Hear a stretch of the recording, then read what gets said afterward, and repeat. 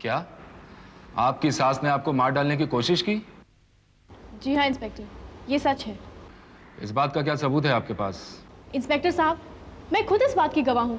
मैंने खुद अपने कानों से उनकी बातें सुनी हैं और ये बात मेरे पति भी जानते हैं। अगर ऐसी बात है तो ठीक है, हम आपकी मदद करेंगे। कहिए, आप क्या चाहती हैं? इंस्पेक्टर साहब, एक हत्या करने वाले मुजरिम को क्या सजा देता है कानून? उसे गिरफ्तार करके हवालात में डाल देते हैं। हाँ ठीक है, गिरफ्तार कर लीजिए मेरी सास को। एक बार फिर सोच लीजिए, ये सास बहू का मामला है।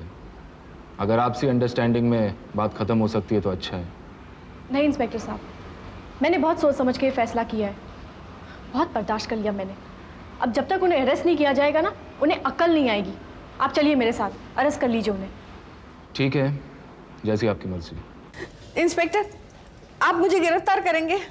आपकी बहू ने यह कंप्लेन की है कि आपने उन्हें मार डालने की कोशिश की। यह एक जुर्म है और आप एक मुजरिम, इसीलिए मुझे आपको गिरफ्तार करना होगा।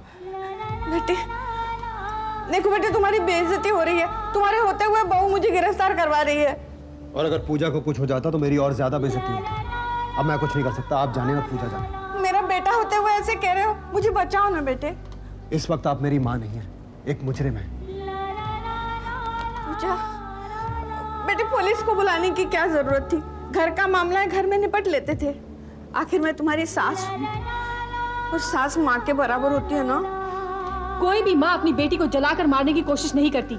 आप तो माँ कहलाने के लायक ही नहीं है। इंस्पेक्टर साहब, आप प्लीज इन्हें अरेस्ट कर लीजिए। हाय हाय, मेरा आकाश होता तो मुझे गिरफ्तार नहीं होने देता, मुझे बचा लेता था। तुम दोनों को मेरी बद्दुआ लगेगी, तुम लोग नहीं बचोगे। बद्दुआ उस माँ की लगती है जो अपने बच्चों का भला चाहे, जो माँ कहलाने के लायक हो। आप तो माँ कहलाने के लायक भी नहीं। चलिए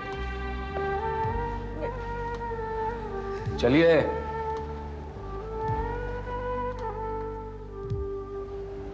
I'm sorry प्रेम, मैं मजबूर थी। तुमने ठीक किया, और फिर मैंने तो तुम्हें कहा था पुलिस में कंप्लेंट लिखाने के लिए। हाँ वो तो ठीक है, लेकिन अब जब जीजा जी आएंगे तो क्या कहेंगे? कुछ नहीं, सब ठीक हो जाए।